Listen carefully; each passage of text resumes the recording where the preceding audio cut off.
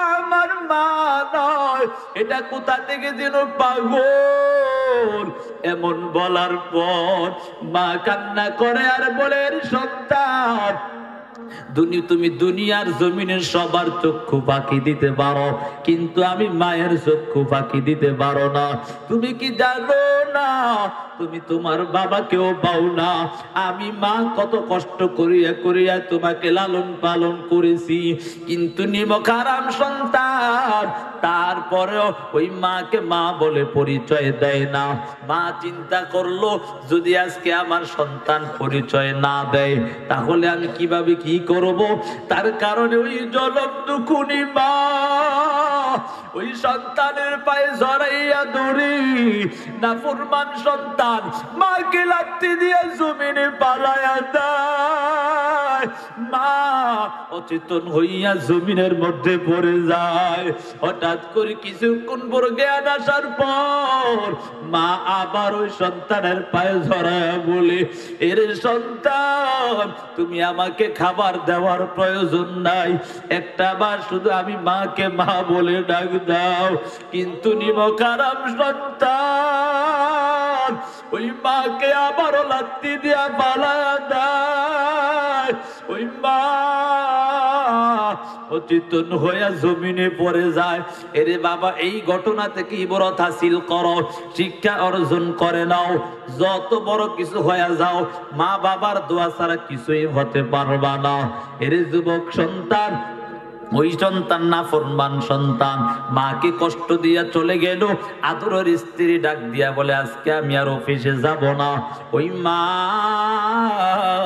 জমিনের মধ্যে পড়ে রইল। ওই তার সন্তানের স্ত্রী ডাক দিয়া তার স্বামীকে অর্থাৎ তার সন্তানকে বলে, যাও আজকে আর আমি যাব না, আমি এখানেই থাকবো, বাসায় থাকবো। আল্লাহর বান্দি পুত্রবধূ ডাক দিয়া বলে, রে মা বলো, আমি তোমার সাথে কোনো খারাপ আচরণ করব না, তবে মা আপনি একটু ভালো করে পরিচয়টা দেন, আপনি কে? যেমন জনম দুঃখুনি মা, মা কিন্তু পারতেন বদদুয়া দিতে। মা ডাক দিয়া কান্না জড়িত কণ্ঠে বলে, রে মা তুমি কি আমার সন্তানকে ভুলে যাইবা কিনা? আমার সন্তানকে তুমি ছেড়ে যেও না। ওই মা ডাক দিয়া বলে, তুমি যদি আমার সন্তানকে ছেড়ে না যাও তাহলে আমি তোমার কাছে বলবো। আল্লাহর বান্দি বলে, কি বলবেন? বলেন, আমি ছাড়বো না। বলে, এটা আমার এমন একটা সন্তান, যখন আমার উদরে আসলো আমার স্বামী আমি হারায়া ফেললাম। কত কষ্ট করিয়া করিয়া মানুষের বাড়ি কাজ করেছি, একটু আমার সন্তান যখন ভূমিষ্ঠ হয়ে গেল, বুকে নিয়া নিয়া কত মানুষের বাড়ি বাড়ি কাজ করেছি। আজকে সন্তান বড় হয়ে গেছে, আমি মায়ের কোনো খবর নাই। এরে বাবা, এমন ঘটনা থেকে এমন পাইলাম, ওই আল্লাহর বান্দির সাথে সাথে তার স্বামীকে ডিভোর্স দিয়ে দিয়েছে। যে কথা বললাম, যে কথা বুঝাতে চাইলাম, আজকে মা বাবাকে কষ্ট দিয়া মনে করেছো বড় শান্তি হয়ে গেছে। না না, দেখবা ওই তোমার শান্তির সংসারে আগুন লেগে যাবে। এজন্য সাবধান হয়ে যাও। মা বাবা বৃদ্ধ হয়েছে বিদায় মা বাবাকে কষ্ট দাও না। না না, ওই মা বাবাকে কষ্ট দিয়া জীবনটা ধ্বংস করো না। জাহান্নামের আযাব সহ্য করার কারো এক সেকেন্ডের ক্ষমতা নাই। আমার আল্লাহ রব্বুল আলামিন বলেন, ফালা তাকুল্লাহুমা উফ ওয়ালা তানহারহুমা ওয়া কুল লাহুমা কওলান কারীমা। এর সন্তানের দল, তুমি তোমার মা বাবাকে ধমক দিও না, তুমি তোমার মা বাবার সাথে সুন্দর আচরণ করো। আল্লাহ তাআলা তারপর জানায়া দেন, এর সন্তানের দল,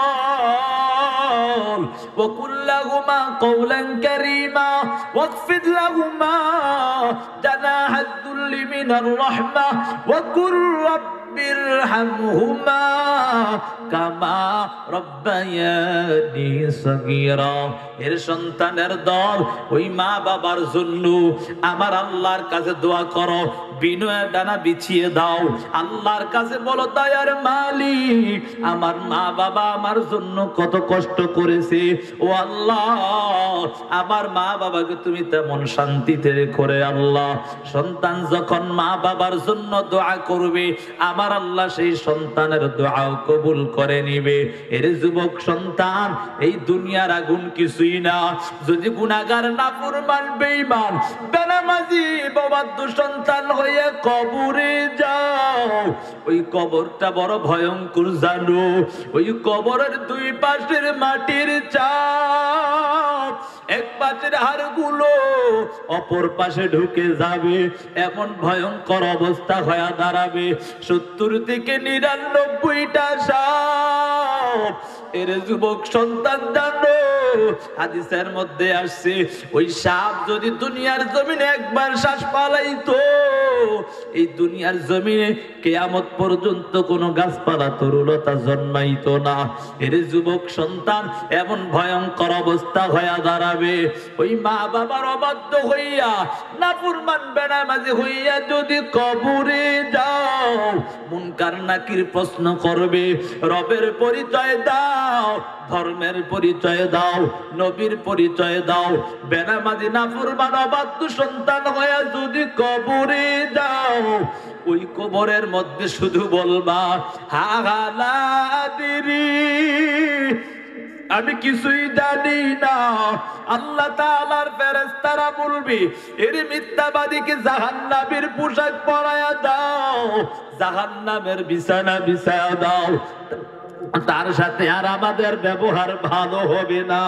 এর যুবক সন্তান, ওই কবর থেকে, জাহান্নাম থেকে সরম রাস্তা করে দেওয়া হবে।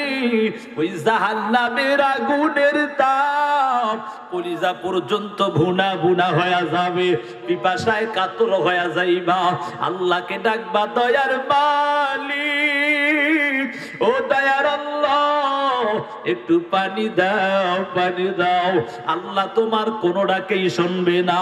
হাজার হাজার বছর ডাকার পর এমন ভয়ঙ্কর অবস্থা জানো, অন্য এক রিওয়ায়াতের মধ্যে পাওয়া যায়, ওই সময় এত পিপাসা লাগবে জানো, যেই পিপাসার কারণে যদি পুরা দুনিয়াটাকে সমুদ্র বানাইয়া ওই সময় যদি পানি হিসাবে তাকে দেওয়া হয়, মনে হয় যে সব পানি খেয়ে ফেলবে, তারপরও পিপাসা মিটবে না।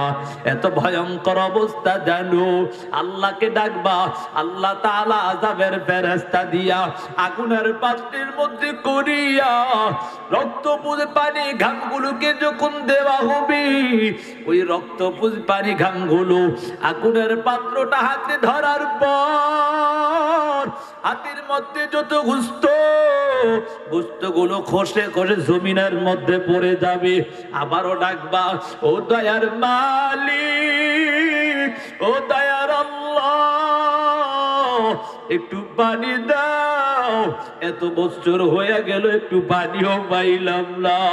আল্লাহর তোমার কোন ডাকেই শুনবে না। নিরুপায় হইয়া ওই রক্তপুঞ্জ পানি ঘামগুলোকে চেহারার সামনে দেওয়ার পর চেহারার মধ্যে যত গোশত আছে, গোশতগুলো খসে খসে জমিনের মধ্যে পড়ে যাবে। হাতের মধ্যে গোশত নাই, চেহারার মধ্যেও গোশত নাই, কঙ্কালের মতো হয়ে যাইবার যুবক। ও পর্দার আড়ালের মা, আর জীবনে অন্যায় করো না, বেপরদায় চলিয়া জীবনটা ধ্বংস করো না। ওই জাহান্নামের আযাব সহ্য করতে পারবা না।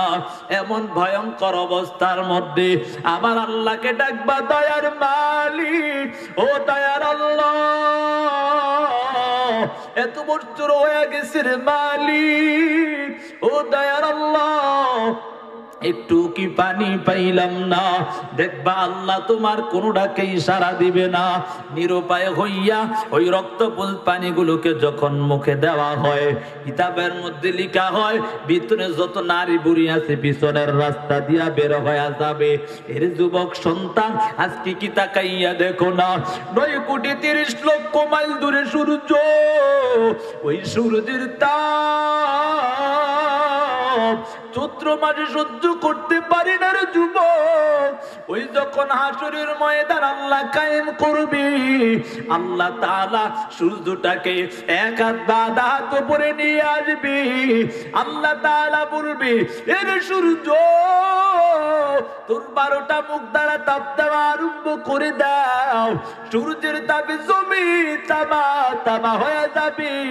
যারা গুনাহগার বেঈমান নাফরমান বেনামাজি, যারা মা বাবার অবাধ্য সন্তান, তাদের মাথার মগজগুলো টাস টাস টাস টাস করে পেটে যাবে, শুধু দৌড়াবে, এমন অবস্থা হয়ে যাবে, ভয়াবহ অবস্থা।